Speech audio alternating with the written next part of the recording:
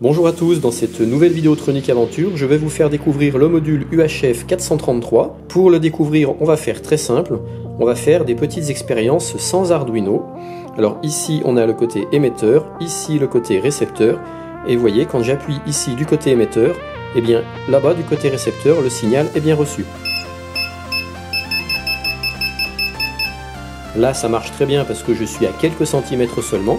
Mais la même expérience, vous allez voir, je vais la refaire d'un étage à l'autre dans un appartement et ça marchera très bien aussi, ou d'une pièce à l'autre. Allez, maintenant, on découvre ensemble ce module RF 433.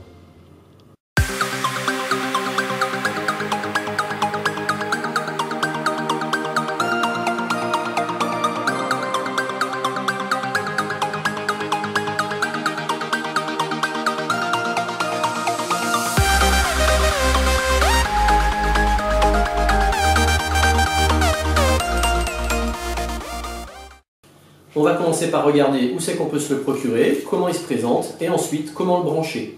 Pour se le procurer, on peut aller sur le site de hdevbot.fr et puis dans la zone de recherche, taper module RF ou module UHF 433 et on arrive sur l'article et on voit que le module émetteur-récepteur est en vente au prix de 3,20 €. Quand on le reçoit, il se présente comme ça. Le plus petit à gauche, c'est l'émetteur, et le plus gros, c'est le récepteur. On voit que l'émetteur a 3 broches, et que le récepteur, lui, il a 4 broches. L'émetteur s'alimente dans une plage de tension qui peut aller de 3 à 12 volts, et le récepteur dans une plage de tension qui va de 3,3 à 6 volts. Alors ce module RF ou UHF est donné pour une portée maximum intérieure d'environ 30 mètres, et il a une portée extérieure sans aucun obstacle d'environ 100 mètres. Au niveau des brochages, c'est toujours indiqué. Sur l'émetteur, on voit que ici c'est le pin du ground, ici le pin de l'alimentation positive, et au milieu le pin data, c'est-à-dire le pin par lequel entreront les données à télétransmettre.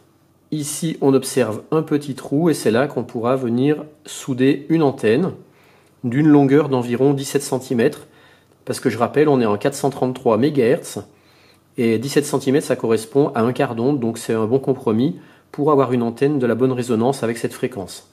Le récepteur maintenant, ici on a le pin du ground, ici le pin d'alimentation positive VCC, et là on a 2 pins pour les sorties data.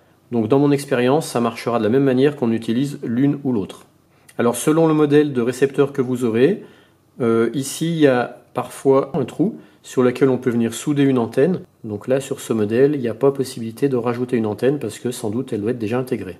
Je rappelle, c'est un module émetteur-récepteur en 433 MHz. On ne peut pas changer la fréquence, c'est fixe. Et les deux éléments sont déjà appairés, c'est-à-dire prêts à communiquer ensemble sur la bonne fréquence. Il n'y a aucune manipulation à faire pour ça. Pour faire cette expérience de transmission sans fil sans Arduino, on va avoir besoin bien sûr déjà du module RF433, avec son côté émetteur et son côté récepteur. On va avoir besoin de 2 breadboards avec leur platine d'alimentation et un câble USB qui les alimente en 5 volts. Côté émetteur, on va avoir besoin d'un bouton poussoir, d'une petite LED bleue et également d'un fil de 17 cm qu'on va venir souder sur la partie antenne pour améliorer la réception. Et côté récepteur, j'utilise un buzzer qui fonctionne en 5 volts, une petite LED rouge avec une résistance en série avec la LED, un transistor NPN BC547B avec une résistance au niveau de sa base, et puis également des connecteurs. Je vous donne tout de suite après le schéma de branchement avec les caractéristiques détaillées des composants, mais avant on va faire une petite expérience. On a vu que ça marchait très bien à quelques centimètres, mais maintenant je vais emmener l'émetteur à l'étage au-dessus, et vous allez voir que ça passe très bien d'un étage à l'autre. Là je suis monté à l'étage, et vous voyez quand j'appuie, on entend le récepteur en bas.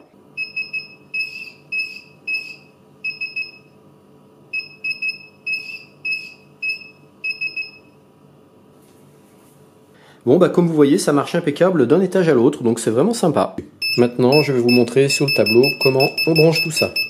Voici le schéma du branchement. On a ici le côté émetteur, ici le côté récepteur. On retrouve nos 3 broches de l'émetteur, data, VCC, ground.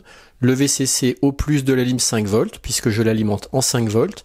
Le ground au moins de la lime. Et la broche data Elle est reliée directement à un petit interrupteur, un bouton poussoir et une LED en 2 volts. Alors, il n'y a pas besoin de mettre une résistance en série avec la LED parce que ici, sur l'entrée du data, il y a déjà une résistance de 20K à l'intérieur de l'émetteur.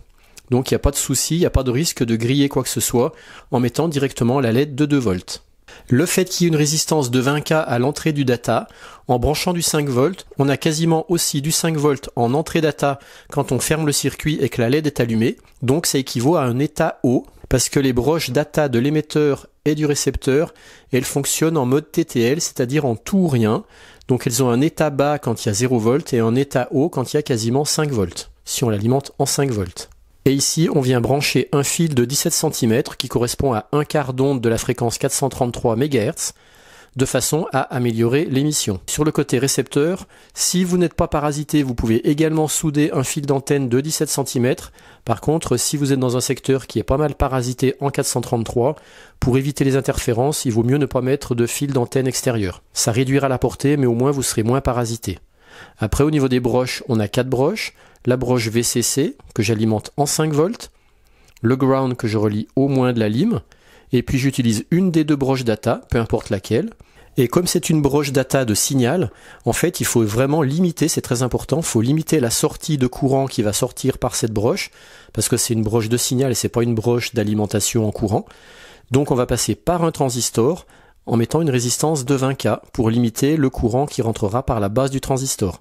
Et j'utilise un transistor NPN BC547. Sur le collecteur du transistor, je viens brancher en parallèle un buzzer et une résistance et une LED. J'utilise une LED rouge en 2 volts et je mets donc une résistance de 220 en série avec la LED. Quand je vais pousser le bouton poussoir ici, je vais fermer le circuit, ce qui va amener ici presque du 5 volts, qui correspondra à un état haut. Ça va émettre un signal radio que le récepteur va recevoir et quand le récepteur radio recevra ce signal, il va ressortir un état haut par sa broche data. Il se trouve qu'on aura quasiment en état haut du 4 volts. Je l'ai mesuré à l'oscilloscope, on a pratiquement du 4 volts en sortie en état haut, sachant qu'en état bas, c'est comme de l'autre côté, on est en mode TTL, c'est tout ou rien. État bas 0, état haut 4 volts si on l'alimente en 5 volts. Il est souhaitable, je rappelle, d'alimenter le récepteur 433 en 5 volts. Quand on aura du 4 volts ici, ça va permettre à un tout petit courant qui sera limité par cette résistance de 20K de rentrer par la base du transistor. Le transistor devenant passant, eh bien ça permettra d'activer le buzzer et d'allumer la LED. Ici, c'est manuellement que je viens activer mon bouton poussoir, l'interrupteur, pour générer un signal qui sera reçu ici, mais on peut très bien imaginer un dispositif automatique où on remplacerait notre interrupteur manuel par un dispositif, par exemple, qui réagit à la lumière, qui réagit à la température ou à n'importe quoi d'autre, et donc qui enverrait automatiquement un signal sur le récepteur. Alors, un des gros problèmes avec le 433, c'est que c'est une fréquence qui est utilisée par n'importe qui et n'importe quoi, et qui peut facilement être brouillée. Là, par exemple, en ce moment, depuis une demi-heure, je reçois ce signal parasite. Et du coup, si par exemple j'utilise ma télécommande, là, comme ça, j'arrive bien à recevoir le signal. Mais le problème, c'est que si j'envoie un signal depuis plus loin, depuis l'autre étage, par exemple, je pense qu'il sera très brouillé par ce signal parasite.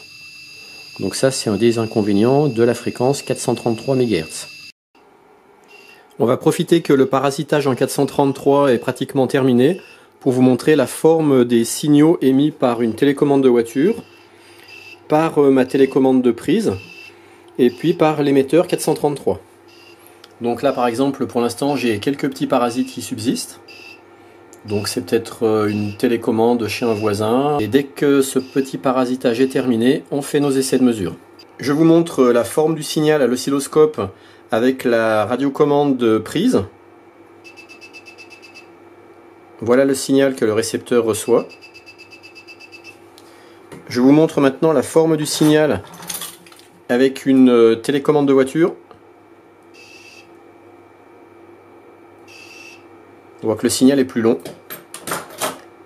Et puis avec mon émetteur 433, donc ici.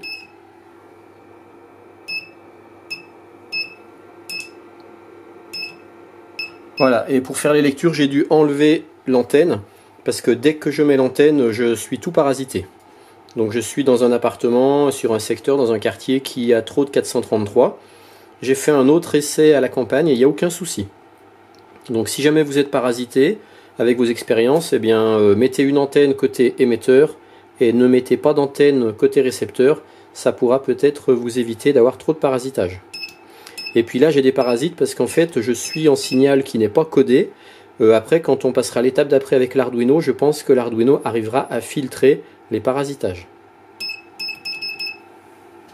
Alors là, j'ai amélioré le système en mettant à droite côté émetteur une photorésistance, ce qui fait que quand la photorésistance reçoit de la lumière, ça envoie un signal haut au niveau de l'émetteur, et du coup ça envoie une impulsion que le récepteur reçoit par radio.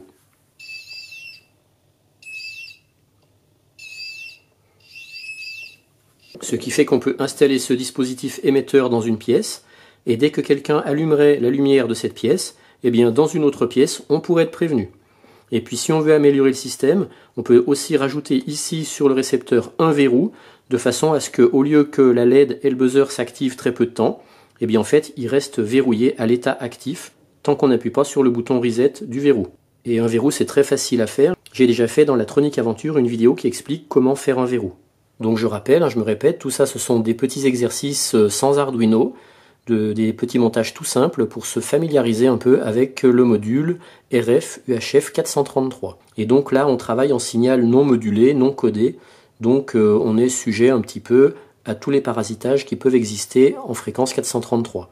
Mais quand on utilisera un Arduino, on aura un signal codé, ce qui fait que normalement on ne devrait pas être gêné par les parasitages en 433, dans la mesure où ces parasites ne seraient pas trop puissants. Donc ça sera l'objet d'une future vidéo, puisque pour l'instant je ne sais pas encore me servir du module RF433 avec un Arduino. Ça sera l'objet d'une prochaine vidéo quand j'aurai appris à m'en servir.